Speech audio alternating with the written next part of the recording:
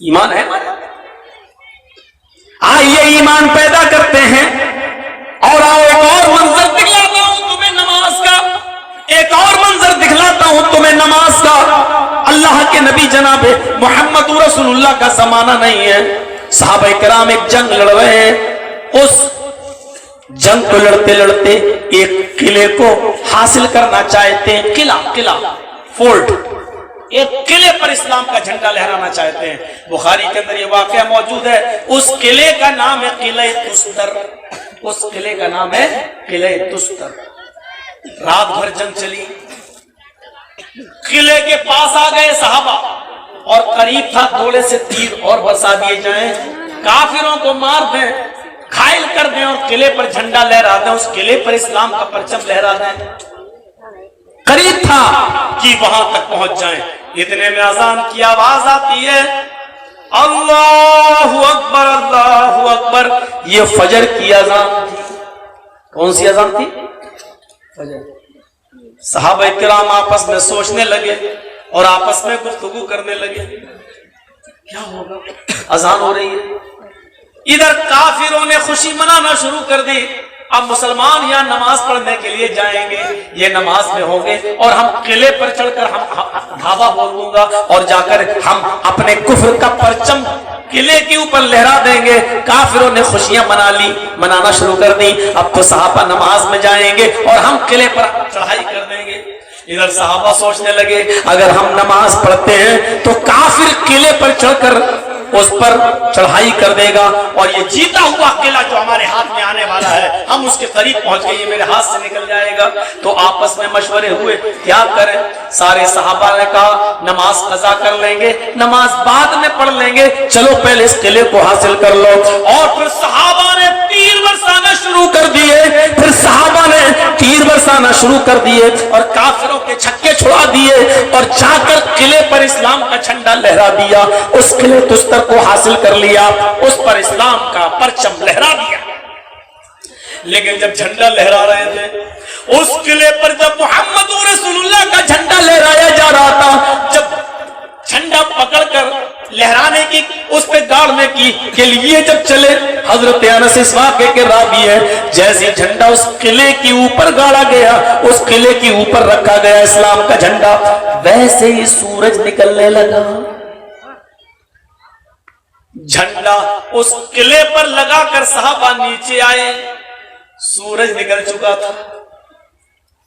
کہنے لگے چلو فجر کی نماز پڑھ لیں, اس لیے کہ ہم لوگ قلعے کو حاصل کرنے کے لیے نماز چھوڑ دیے تھے, قلعہ تو مل گیا, اب چلو نماز پڑھیں.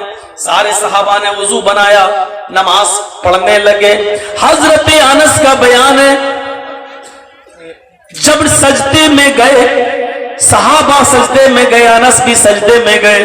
حضرت انس اتنا روئے اتنا روئے اتنا روئے کہ ان کے آنکھوں سے گرنے والے آنسوؤں سے زمین میں گڈھا ہو گیا اور زمین تر ہو گئی. پھر اٹھے, پھر دوسرے سجدے میں گئے, اتنا روئے کہ سجدے میں روتے روتے زمین تر ہو گئی. 2 رکعتیں اس حال میں پڑھی. لوگوں نے رونے کی وجہ پوچھی, اے انس اتنا کیوں روئے ہو؟ آخر ہم لوگوں نے پوری رات جوئے میں تو نہیں گزاری, شراب میں تو نہیں گزاری, کھیل کود میں تو نہیں گزاری, میچ کھیلنے میں تو نہیں گزاری, کرکٹ کا میچ کھیلنے اور دیکھنے میں تو نہیں گزاری, ہم نے تو لیڈو اور کیرم بورڈ کھیلنے میں نہیں گزاری, ہم نے تو پوری رات جنگ لڑنے میں اور جہاد کرنے میں گزاری. یہ بھی تو ایک دین کا کام تھا. پھر آخر نماز اگر دین کے کام کے لیے چھوٹ گئی, مجبوری میں چھوٹ گئی, تو اس میں رونے کی کیا وجہ ہے؟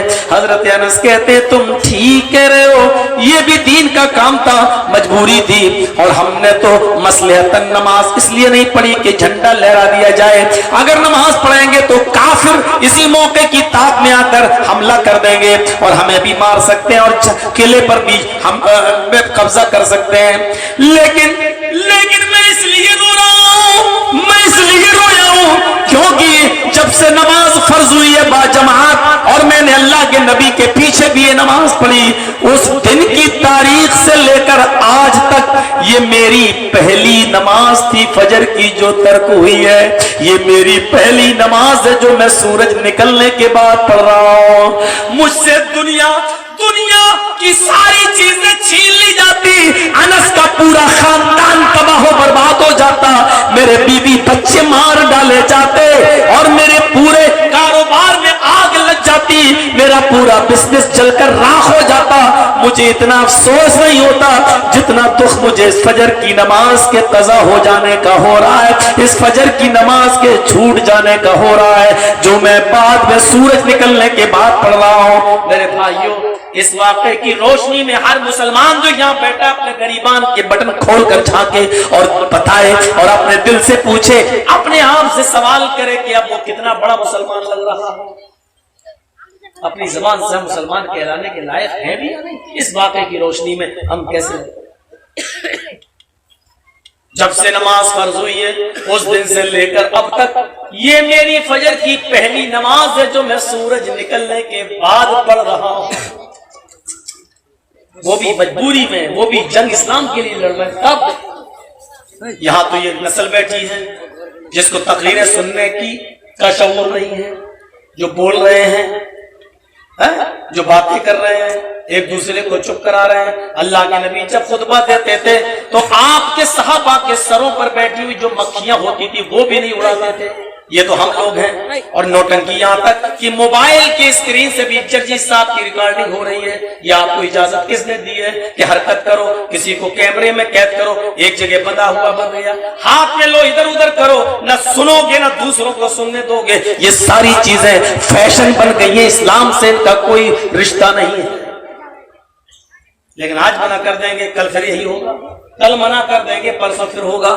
ہم تو کتے کی اس دم کی طرح ہو گئے ہیں جو ٹیڑھی رہتی ہے، کبھی سیدھا ہونے کا نام نہیں لیتی، اگر اس کو 12 سال بھی سیدھا کرنے کے لیے کسی پائپ میں رکھ دو اور 12 سال کے بعد بھی اگر نکالو تو وہ ٹیڑھی نکلے گی، سیدھی نہیں۔ جیسے کتے کی تم ٹیڑھی ہوتی ہے، ہمیں بھی ٹیڑھا ہی رہنا آتا ہے۔ مولوی جرجیز تم کیا، تمہارے باپ کی عمر کے لوگ بھی آئے، 80 سال کے بڈھے مولوی بھی چیختے اور چلاتے رہے، ہم نے ان کی نہیں مانی، تم تو کل کے لونڈے ہو، تمہاری کیا مانیں گے؟ بے شرمی کی حد ہے۔ ہم یہ ایمان کی باتیں کر رہے ہیں کہ اپنے اندر ایمان پیدا کرو، مومن کیسے بنے، اور یہ رہ گئی رسم ازاں روح بلالی نہ رہی، رہ گئی رسم ازاں روح بلالی نہ رہی، فلسفہ رہ گیا تلقین غزالی نہ رہی۔ اب کہاں اذانوں میں وہ تاثیر رہی؟ حضرت بلال اللہ کی قسم جب اذان دیا کرتے تھے اللہ اکبر اللہ اکبر، تو حضرت بلال کی اذان میں جو تاثیر تھی وہ یہ تھی کہ فرشتے آسمان سے زمین پر بلال کی اذان سننے کے لیے نازل ہوا کرتے تھے۔ بلال جب اذان دیتے تھے عورتیں اپنے گھروں کی چھتوں پہ چڑھ جایا کرتی تھی بلال کی اذان سننے کے لیے، درختوں پر چڑیاں خاموش ہو جایا کرتی تھی، کوے پرندے خاموش ہو جایا کرتے تھے بلال کی اذان سننے کے لیے۔ ان چڑیوں میں اور پرندوں میں شعور آ جاتا تھا، لیکن یہ بے حس قوم جو یہاں بیٹھی ہے، یہ اشرف المخلوقات جو یہاں بیٹھی ہے، اس کو حس نہیں آتی ہے، اس کے اندر شرم نام کی کوئی چیز نہیں رہتی ہے۔ پرندوں کے اندر اتنا ایمان جاگ جاتا ہے کہ وہ بلال کی اذان سنتے وقت وہ بھی گٹرگو نہ کریں، وہ بھی چیچی نہ کریں، لیکن ہائے رے یہ بدبخت قوم، اس کو سمجھانے والا کوئی نہیں ملا، اور ملا تو اس نے اس کو بھی نکار دیا، اس نے اسلام کی وہ قدر ہی نہیں کی، ایمان کو جانا ہی نہیں، ایمان کیا۔ جتنے موبائل میری طرف لگے ہیں ایک کا بھی چھین لوں تو ابھی ان کے ایمان کا پتہ چلے گا۔ اسی میں ہجڑے بھڑووں کے گانے بھی بھرے ہوں گے اور اسی میں مولانا جرجیز کی تقریر بھی، یہ ان کے ایمان کا حال ہے، جس میں گانے بھی بھرے ہوں، جس میں فلمیں بھی بھری ہوں اور اس میں جرجیز صاحب کی تقریر بھی بھری جا رہی ہو۔ بے شرمی کی بھی کوئی حد ہوتی ہے۔ ہم نے تو اعلان کر دیا راضی رہے رحمان بھی اور خوش رہے شیطان بھی، ہم تو دونوں کو لے کے چلیں گے۔ یہ صورتحال ہے ہماری۔ یہ قوم کیسے ترقی کرے گی؟ یہ قوم، ابھی میں نے شروع میں بتایا اس زمانے کے جاہل کتنے اچھے تھے۔ جب یونان فتح ہو گیا، یونان پر سکندر اعظم نے قبضہ کر لیا، پوری بستی کو خالی کروا دیا، اور सिकंदर की फौज ने यूनान पर कब्जा कर लिया, सारे लोगों को अपने अंडर में ले लिया। जब टहलता हुआ यूनान से गुजर रहा था, सिकंदर अपनी फौज के साथ तो एक गरीब आदमी को सड़क पर लेटा हुआ देखा। वो सारी दुनिया से गाफिल सड़क पर फटा हुआ कपड़ा बिछाकर लेटा हुआ था, परागंदा हाल था। उसकी गुर्बत का हाल यह था कि सुबह खा ले तो शाम को नहीं, और शाम को खा ले तो सुबह नहीं। वो सो रहा है, कोई भी आ जाए हमें क्या मतलब है, चाहे सिकंदर आए या कोई और आए, हमारी गरीबी तो कोई दूर करने वाला नहीं है। वो लेटा हुआ था, सिकंदर ने उस आदमी को देखा, ये बेचारा लेटा है, और सारे लोग तो भाग रहे हैं, भाग गए, शहर खाली कर दिया है। हमारे पुलिस ने, हमारी फौज ने यूनान पर कब्जा करके सबको अपने अंडर में ले लिया है, और ये आदमी देखो हमसे डर भी नहीं रहा है और लेटा हुआ है खामोशी के साथ। यूनान का ये सिकंदर आजम जब उसके करीब जाता है, देखता है कि वो गहरी नींद में सो रहा है। सिकंदर ने उसको एक लात मारी, उठता है, कहता है साहब लात क्यों मार रहे हो? कहा कि हम सिकंदर हैं, पूरे मुल्क पर तुम्हारे कब्जा कर लिया है, मेरी पुलिस ने पूरे यूनान को अपने हाथ में ले लिया है, सारे लोग अपने घरों में छिप गए हैं और तू आराम से सो रहा है, यहां लेटा हुआ है, सड़क पर तुझे डर नहीं है मेरा, मेरी पुलिस का। आए है उस आदमी ने जो जवाब दिया वो इबरत हासिल करो। गरीब जरूर था लेकिन हक दो था। उसने कहा हुकूमत तो हुक्मरां करता है, हुकूमत तो हाकिम में वक्त करता है, और लात मारने का काम गधे का होता है। उस आदमी ने कहा लात मारने का काम गधे का होता है। अब मुझे यूनान के बारे में खतरा हो गया है। ऐ सिकंदर, हमारा ये मुल्क यूनान किसी इंसान के हाथ में नहीं गया है, किसी हाकिम वक्त के हाथ में नहीं गया है। इस यूनान की हुकूमत एक गधे को दे दी गई है, और जब गधा किसी मुल्क का हुक्मरां बन जाए, हाकिम बन जाए, तो वो मुल्क कभी तरक्की नहीं कर सकता है। यही गधों जैसी हमारी हालत हो गई है। 2019 में देखिएगा, हमारी इसी नालायकी की वजह से फिर इंसान के हाथ में ये मुल्क नहीं, किसी गधे के हाथ में चला जाएगा। हमने कह दिया जो कहना था, मुकदमा हम पे चलेगा, तुम तो आराम से सो जाओगे, तुम्हें तो यही सुनना है। मौलवी साहब सुन लिए, बोल दिए बहुत अच्छा लगा। एक केस जो मेरे ऊपर चल रहा है बनारस में, 18 लाख रुपए अब तक मेरा उस केस में जा चुका है, बर्बाद हो चुका है। आप अंदाजा लगाओ, आप तो सिर्फ यहाँ बैठ के सुन लेते हो, और सुनने के बाद कोई फर्क नहीं पड़ता है आपके ऊपर। आह किया, वाह वाह किया, बस बहुत अच्छा बोले और चले गए। कभी आपने खैर खबर ली है, कभी पूछा है जर्जी साहब आप इतना खतरनाक बोल लेते हो, उसके बाद जो मुकदमे चलते हैं, कभी मेरी जरूरत आपको पड़ी या नहीं पड़ी? इस कौम ने आज तक इस बात का एक सवाल नहीं किया। मेरे भाइयों, यही से हमें समझ में आता है कि इस कौम को सिर्फ सुनने का शौक है। किसी के लिए हमदर्दी के लिए दो बोल, हम तुमसे कोई 100 रुपए नहीं मांगेंगे, हम तुमसे लाख 2 लाख की भीख नहीं मांगेंगे, लेकिन हमदर्दी होती है, 2 लफ्ज अगर सुन लिए जाते हैं तो थोड़ा सा हौसला बढ़ जाता है। लेकिन जिस कौम ने आज तक एक सवाल न किया हो, हमदर्दी में कुछ न पूछा हो, उस कौम से कौन सी उम्मीदें लगाई जा सकती हैं? बस मैंने भी अपना उसूल बना लिया, बोलते जाओ, जाते जाओ, क्योंकि कयामत की निशानियां करीब हैं और वो तो आनी आनी है। इसलिए जो चीजें अल्लाह के नबी ने बताई वो तो हो कर ही रहेगी, वही हो रही है। वही जो आदमी जितने ऊंचे पैमाने पर होता है उसका खर्चा भी उसी तरह होता है। अब मेरा वकील जानता है कि मौलाना साहब अच्छा पैसे वाले हैं, तो जो दूसरों से 100 रुपए लेता तो मुझसे 1000 रुपए लेता है। मेरे भाइयों, अब तसव्वुर करो, उसी हिसाब का खर्चा भी उस इंसान का बढ़ जाता है।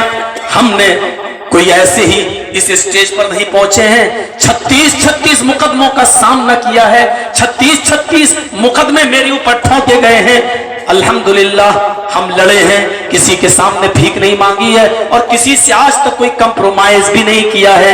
अल्हम्दुलिल्लाह जितने केस में नजात मिली है कोर्ट से मिली है और बाइज्जत बरी होकर निकले हैं। हम ये जानते हैं हमारे हिंदुस्तान के अंदर कानून चाहे जैसा भी हो, लेकिन इंसाफ मिलता है, देर से सही, थोड़े दिनों के लिए परेशान करके सही, लेकिन इंसाफ के कटघरे में जब इंसान खड़ा होता है तो उसको न्याय जरूर मिलता है, चाहे देर से मिले लेकिन मिलता है, चाहे मरने के बाद मिले लेकिन मिलता है। मेरे भाइयों, होम्योपैथ ہومیوپیتھک دوا کی طرح ہے جو مرنے کے بعد فائدہ کرتی ہے، ایسی ہمارے ہندوستان کا حال ہے۔ قانون کا وہ ملتا ضرور ہے انصاف، لیکن دیر سے ملتا۔ یہ حضرت عمر فاروق کا انصاف تو ہے نہیں کہ ایک بڑھیا ایک لکڑی کے پل پر حضرت عمر فاروق کا گریبان پکڑ کے کہتی ہے اے عمر میرا انصاف اسی پل پر کرے گا یا کل پل صراط پر کرے گا؟ اے عمر میرا انصاف اس لکڑی کے پل پر کرے گا یا کل قیامت کے دن پل صراط پر میرا انصاف کرے گا؟ اور حضرت عمر اپنے گھوڑے سے اتر جاتے ہیں اور کہتے ہیں ماں عمر کے اندر اتنی طاقت نہیں ہے کہ وہ پل صراط پر انصاف کرے، اس پل پر تیرا انصاف ہوگا، بتا کیا ہے تیرا مقدمہ؟